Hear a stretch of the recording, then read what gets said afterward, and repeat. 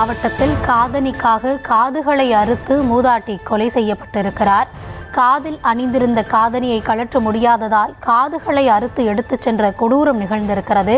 கொலை சம்பவம் குறித்து மாரியம்மாளின் மகன் தனபால் காவல் நிலையத்தில் புகார் அளித்ததை அடுத்து தற்பொழுது விசாரணை மேற்கொள்ளப்படுகிறது. சேலம் மாவட்டம் வேம்படி தாளம் இந்திரா நகர் பகுதியைச் சேர்ந்த மூதாட்டி காதணிக்காக காதை அறுத்து கொலை செய்யப்பட்டிருக்கிறார்.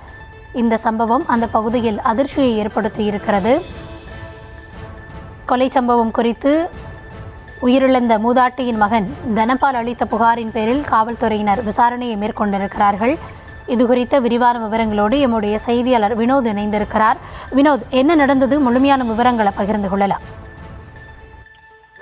சேலத்தில் தங்க தோட்டுக்காக மூதாட்டியை கொலை செய்த சம்பவம் பெரும் பரபரப்பை ஏற்படுத்தியிருக்கிறது.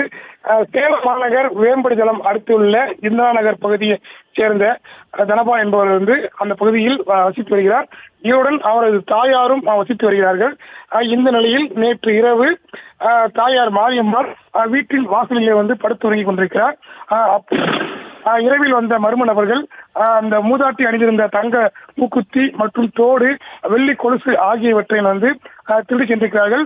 இதில் முக்கியமான தகவல் என்னவென்றால், மூதாட்டி காதில் அணிந்திருந்த தங்க தோடானது கட்ட முடியாத காரணத்தினால் அந்த காதையும் அறுத்து கையோடு எடுத்து சென்றிருக்கிறார்கள். பின்னர் விடிகாலை அவரது மகன் எழுந்து பார்த்தபோது ரத்த வெள்ளத்தில் மூதாட்டி கிடந்திருக்கிறார். இதனையடுத்து உடனடியாக சேலம் மாநகர காவல் கட்டுப்பாட்டு அறைக்கு அவர் தகவல் தெரிவித்திருக்கிறார்.